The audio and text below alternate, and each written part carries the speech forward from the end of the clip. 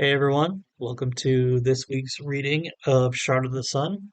I'm going to be doing two chapters in this video because they are shorter chapters, so I'll just do them as one video.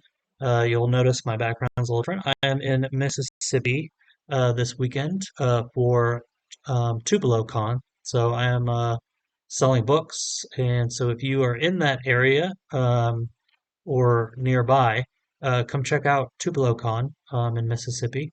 Um, and I'll be there Saturday, tomorrow, the 4th of March, 2023, from 10 to 7, and then Sunday from 12 to 6. So um, come check it out if you live there. Otherwise, we are jumping into chapter 15, so we'll just get started. Chapter 15. Farron stood in his personal chambers, staring intently at the shard. He could feel the power of the stone thrumming in his hand. Vyas stood nearby, bruised and bloody. Farron felt different somehow. He hadn't used the magic yet, but he felt it flowing through him. His steps were lighter. His muscles didn't ache from age. He looked at Vyas. His strongest apprentice had almost died. Jolie hadn't Joel hadn't returned from his task, and Liam had abandoned them. Farron didn't care about that. He had the shard now. "Are you in pain?" he asked. Bias didn't know how to respond. If he said yes, Farron would see it as a weakness. If he said no, Farron would call him a liar. He stood silent. "Come near," Farron beckoned him. Bias approached his master and knelt before him. Farron placed his hand on Bias's head. He could feel the power immediately flow forth from the shard, vitalizing his body. As the power healed his apprentice, he could feel something within the magic. Farron used his mind to delve deeper into the shard, attempting to discern what it was. He was suddenly aware of several different entities. They were not bound within the shard, but connected to it. Each of them were separate and distinct from one another. He pondered what they were, and his thoughts transferred into the shard. Immediately one of the entities responded to his thoughts. "Yes, Lord?" Farron separated the magic with his mind and saw the entities. A man, dressed as a priest, a young girl, and a boy were linked to the shard. There was another entity that seemed familiar to him, but it was obscured from his vision.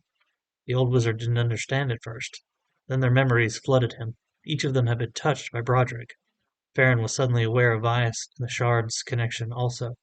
"Come forth," he called to them. Simultaneously they all answered, "Yes, Lord." Farron severed the magic from his mind. He considered the implications of what he could do with such power. A grin sped across his lips. There was something specific he could do with the shard. He would make much of the shard. Much indeed. Chapter 16. Broderick shifted in the saddle. A throbbing soreness was climbing up his back from sitting so long. He looked over at Kira. If she was as uncomfortable as he was, she didn't show it.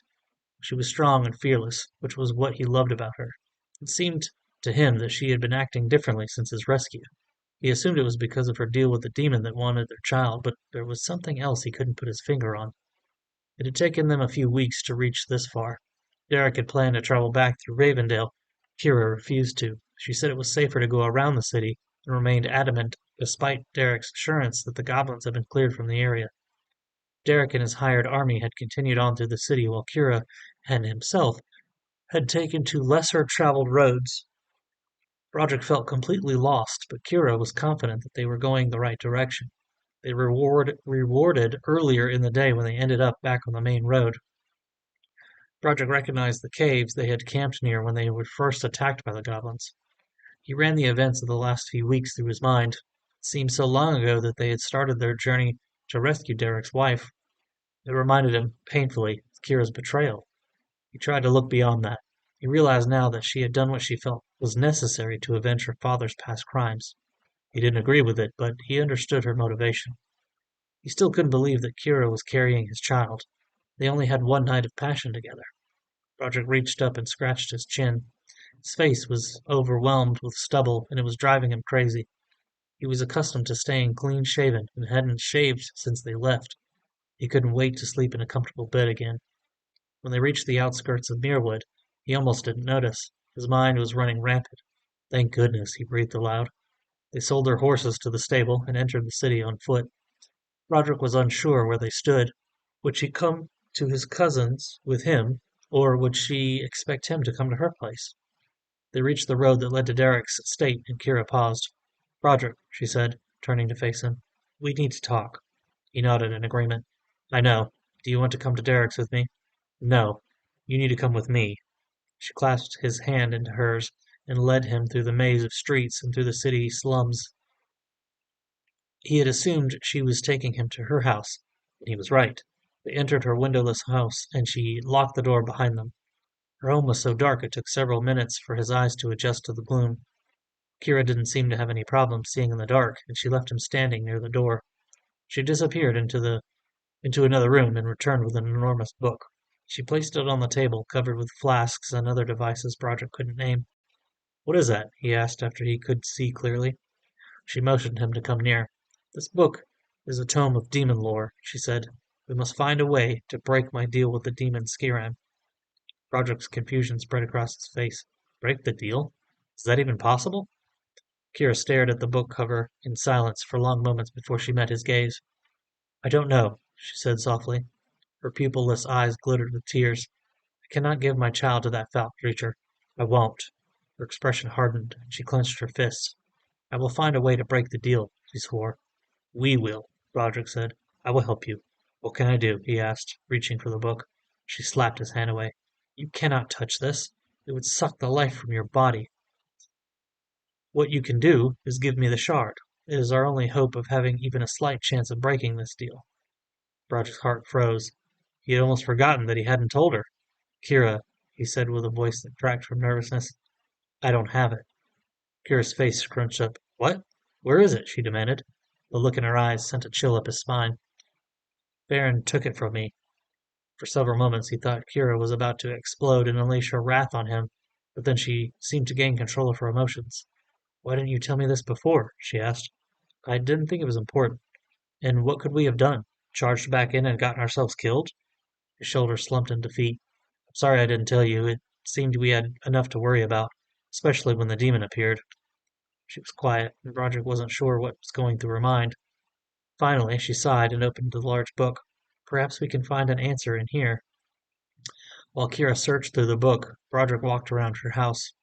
The zombie she had shown him when they first met stood motionless in a corner, its unblinking eyes staring into oblivion.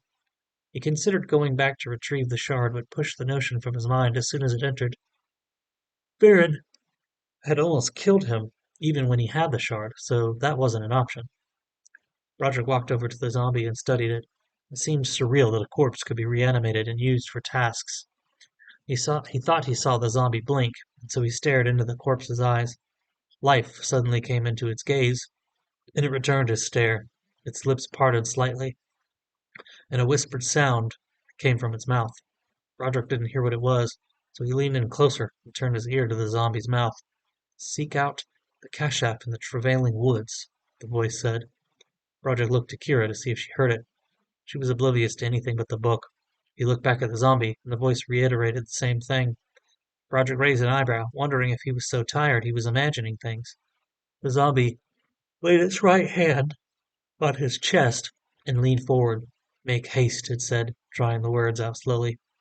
A tingling feeling began to prickle Broderick's chest where the zombie had touched him, spreading throughout his entire body. He suddenly felt weak and his legs gave out. Darkness swallowed him. When he came to, Kira was kneeling over him. "Are you okay?" Rory creased her brow, but her tone implied she was irritated. "What happened?"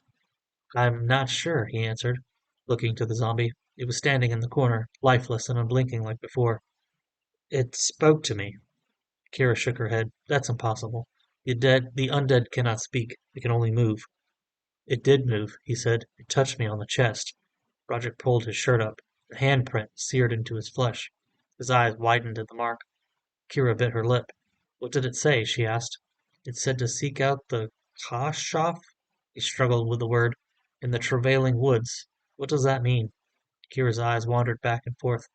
"I've heard the word Kashaf before, but I can't remember where. As to the travailing woods, I have no idea. And this," she traced the handprint with her finger, "this is the mark of a powerful magic.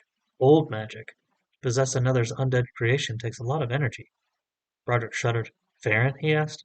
No, this kind of magic is older than him. Kira helped him up and led him to her bedroom. Come get some rest, she bade. I'm going to continue looking through the book. He didn't argue with her. His body was weak from the magic. He was road weary. He closed his eyes and lay there for what felt like hours before finally falling asleep. All right, that's it for this week. Hopefully, you guys are still enjoying the story, and we'll see you next Friday with the next chapter. Thank you. See you guys.